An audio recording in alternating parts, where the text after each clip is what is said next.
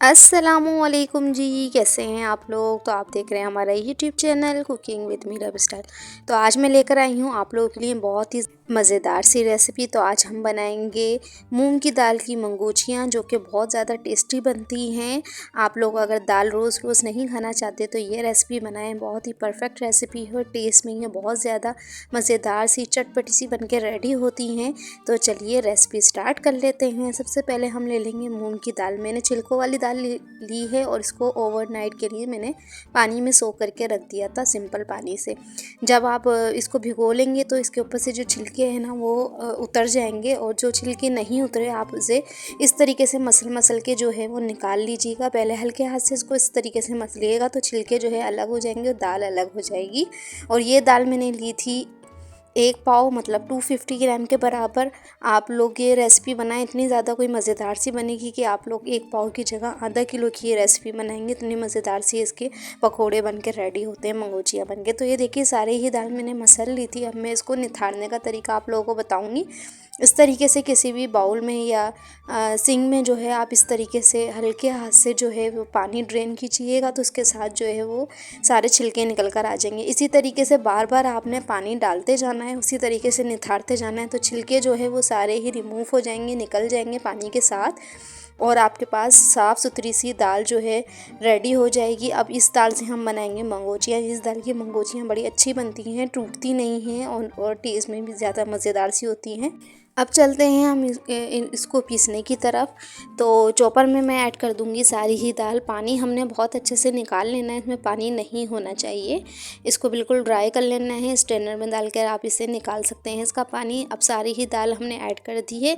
आप चाहें तो अगर सिल वगैरह पे पीसेंगे तो आप इसे ड्राई ही पीसिएगा, और अगर चॉपर में पीस रहे हैं तो 2 टेबल स्पून पानी ऐड कर दीजिएगा, क्योंकि ये फिर पिसेगी नहीं। और इसे हम पीस लेंगे बहुत अच्छे से। बहुत ज़्यादा बारीक नहीं करनी है। ये दाल जो है वो दरदरी पीसी जाती है, थोड़ी सी मोटी सी, हल्की सी बिल्कुल मोटी होनी चाहिए, बहुत ज़्यादा भी नहीं मोटी होनी चाहिए, क्योंकि ये भीग चुकी है तो बहुत जल्दी से ये पिस जाएगी। तकरीबन 3 से 4 मिनट लगेंगे और ये रेडी हो जाएगी आपकी दाल। तो ये देखिए जी, इस तरीके से दरदरी सी होनी चाहिए, बिल्कुल बारीक पेस्ट नहीं बनना चाहिए। तो ये देखिए जी, इसको हम निकाल लेंगे दाल को बाउल में। ये हमारी दाल पिस के रेडी हो गई है। अब हम इससे बनाएंगे पकोड़े, मतलब मंगोचियाँ पकोड़ों की तरह ही बनती हैं, लेकिन बहुत ज़्यादा मज़ेदार सी, पकोड़ों से भी ज़्यादा मज़ेदार सी ये मंगोचियाँ बनती हैं। अब हम इसमें कुछ डाल देंगे स्पाइसेस, जिसमें 1 टीस्पून के बराबर नमक ऐड कर दिया है। 1 टेबल स्पून भर के डाल दीजिएगा कुटी हुई लाल मिर्च। साथ ही हम ऐड कर देंगे हल्दी 1/4 टीस्पून के बराबर, अच्छे कलर के लिए। साथ ही हम डाल देंगे गरम मसाला 1/2 टीस्पून के बराबर, मिक्स गरम मसाला है ये। एक हरी मिर्ची को मैंने इस तरीके से बारीक चॉप कर लिया था, बड़ी वाली मिर्ची थी, ज़्यादा तेज़ वाली नहीं थी। एक मीडियम साइज़ की प्याज को बारीक चॉप कर लीजिएगा इस तरीके से, वो भी ऐड कर दीजिएगा। बहुत सारा सा डाल देंगे हरा धनिया। और ये हमारे पकोड़ों के लिए बैटर हो गया है रेडी। सारी चीज़ों को मिक्स करेंगे। नमक आप अपने हिसाब से जो है वो कम या ज़्यादा कर सकते हैं। अगर आप थोड़ा सा ज़्यादा नमक खाते हैं तो 1 टीस्पून के बराबर और ऐड कर दीजिएगा। तो ये देखिए जी, मंगोचियों का बैटर जो है हो गया है रेडी। अब हम इनको कर लेंगे फ्राई। ऑयल मैंने पहले ही गरम करने के लिए रख दिया था। अब चलते हैं इनको फ्राई करने की तरफ। गरम ऑयल के अंदर आप इस तरीके से हाथ से मैं ऐड कर रही हूँ, आप चाहें तो स्पून से भी डाल सकते हैं, क्योंकि ये लिक्विडी सा बैटर नहीं होता तो ईजिली स्पून से भी डल जाएगा। मैं हाथ से बनाना सिखा रही हूँ आप लोगों को, हाथ से मैं बनाती हूँ तो मैंने इसी तरीके से ऐड किया है।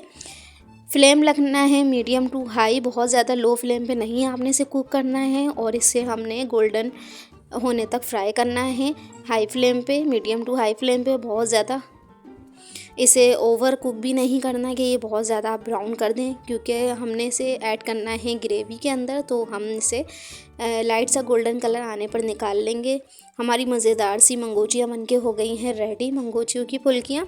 तो ये देखिए जी, आप इसको इस तरीके से भी यूज़ कर सकते हैं। रमज़ान वगैरह में पकोड़े जो बनते हैं तो ये मूंग की दाल के पकोड़े बना सकते हैं, बहुत ज़्यादा मज़ेदार से बनते हैं। केचप के साथ आप इसे सर्व कर सकते हैं, बहुत ही ज़्यादा क्रिस्पी और मज़ेदार से बनकर रेडी होते हैं। तो चलिए अब हम इसकी ग्रेवी बनाना स्टार्ट करते हैं। हमने एक पैन में डाल दिया है 1/2 कप के बराबर ऑयल। और इसके अंदर हमने एक बड़े साइज़ की प्याज को बारीक पीस लिया है, ग्राइंड कर लिया। इसको हम ऐड कर देंगे। इसको हम फ्राई करेंगे। प्याज को इतना फ्राई करना है कि ऑयल जो है वो सेपरेट होना स्टार्ट हो जाए और प्याज का कच्चापन जो है वो निकल जाए। तकरीबन 5 मिनट तक आपने लाजमी से फ्राई करना है। तो ये देखिए ऑयल जो है सेपरेट होना स्टार्ट हो गया है। तो अब हम इसमें ऐड कर देंगे 1.5 खाने का चम्मच लहसुन अदरक का पेस्ट, और इसके साथ हम इसको भी भून लेंगे ताकि लहसुन अदरक का भी कच्चापन निकल जाए। तकरीबन 1 से 2 मिनट तक आप इसे भुनाई कर लीजिएगा। कलर चेंज नहीं करना है मसालों का, इतना नहीं भूनना है कि इनका कलर चेंज हो जाए, बस इतना भूनना है कि इनका कच्चापन जो है वो निकल जाए। जैसे ही लहसुन अदरक में से मज़ेदार सी खुशबू आने लग जाएगी, कच्चापन निकल जाएगा, तो अब हम इसमें ऐड कर देंगे टमाटर 2 मीडियम साइज़ के ले लीजिएगा। इनका पेस्ट बना लीजिएगा, ये भी हम ऐड कर देंगे। टमाटर डालने के बाद भी 1 से 2 मिनट तक भूनेंगे अच्छे से। इसके बाद हम इसके अंदर बाकी के स्पाइसेस जो है वो ऐड करेंगे। तो ये देखिए इतना भूनना है कि ये ऑयल जो है वो सेपरेट होने लग गया। तीनों चीज़ों की भुनाई बहुत अच्छे से हो चुकी है। अब हम इसमें कुछ मसाले डालेंगे, जिसमें नमक डाल दिया है हमने 1 टीस्पून के बराबर, हल्दी पाउडर डाल देंगे 1/2 टीस्पून के बराबर। इसके साथ ही हम लाल मिर्चों का पाउडर डाल देंगे 1 टेबल स्पून भर के, या अपने टेस्ट के हिसाब से ऐड कर सकते हैं, कम भी ऐड कर सकते हैं। 1 टेबल स्पून के बराबर डाल देंगे धनिया पाउडर, और इसके साथ ही हम डाल देंगे ज़ीरा पाउडर 1/2 टीस्पून, और साथ ही हम डाल देंगे गरम मसाला पाउडर 1/2 टीस्पून। और इन सब चीज़ों को अच्छे से भून लेंगे, अच्छे से भुनाई कर लेंगे। इतना भूनना है कि ऑयल जो है वो दोबारा से जो है वो सेपरेट हो जाए और सारी चीज़ों का कच्चापन निकल जाए। भुनाई आपने बहुत अच्छे से करनी है, बस आपने इस टाइम ही भुनाई करनी है। बाकी की हाफ़ रेसिपी हमारी डन हो चुकी है। मसालों को बहुत अच्छे भूनना है। अगर भून नहीं रहे हों तो इसमें हल्का सा पानी डाल के आप भून सकते हैं, ताकि मसाले हमारे जले नहीं। जैसे ही मसालों में ऑयल जो है वो सेपरेट हो जाएगा, हम इसमें ऐड कर देंगे 4 से 5 टेबल स्पून दही। दही आपका मीठा होना चाहिए, बहुत ज़्यादा खट्टा दही नहीं होना चाहिए। मेरे पास बलाई वाला दही था, उसको मैंने फेंट के ऐड कर दिया है। 4 से 5 हम ऐड कर देंगे हरी मिर्चें साबुत ही डंडियाँ निकाल के। और दही डालने के बाद 1 से 2 मिनट तक भूनिएगा। दही डालने के बाद मसाले को ज़्यादा नहीं भुना जाता। अब हम ऑयल सेपरेट होने तक, ऑयल ऊपर आने तक इसकी भुनाई कर लेंगे 1 से 2 मिनट। 1 से 2 मिनट में आपका ऑयल जो ऊपर आ जाएगा, क्योंकि मसाले हमारे पहले ही भुन गए हैं। तो ये देखिए ऑयल सेपरेट हो गया है। अब इसमें ऐड कर देंगे हम पानी आप 2 से 3 गिलास के बराबर ऐड कर सकते हैं। इसकी जो ये ग्रेवी है ये थोड़ी पतली बनाई जाती है, क्योंकि जब हम इसमें मंगोचियाँ डालेंगे तो ये पानी जो है वो सोख कर लेती है मंगोचियाँ, और आपका ये ग्रेवी जो है ना बहुत ज़्यादा गाढ़ी हो जाएगी। तो आपने इसे पतली ही रखनी है, तो अपने हिसाब से आप पानी ऐड कर सकते हैं। इसको कवर करके रख देंगे हम अच्छे से मिक्सिंग करके बॉयल आने के लिए। जैसे ही पानी में बॉयल आएगा अच्छा सा, तो हम इसमें ऐड कर देंगे अपनी मंगोचियाँ। तो ये देखिए बॉयल आना स्टार्ट हो गया है। इसको अच्छे से मिक्स कर लेंगे और हमारी ग्रेवी जो है वो बन के बिल्कुल रेडी है। इसके अंदर हम डाल देंगे अपनी मंगोचियाँ, जितनी भी हमने बनाई थी। सारी ही मंगोचियाँ ऐड करने के बाद इसको हल्के हाथ से हम मिक्स करेंगे और इसको कवर करके दोबारा से रख देंगे 5 मिनट के लिए। 5 मिनट से ज़्यादा आपने नहीं रखना है कवर करके, वरना ये टूटने लग जाएंगी।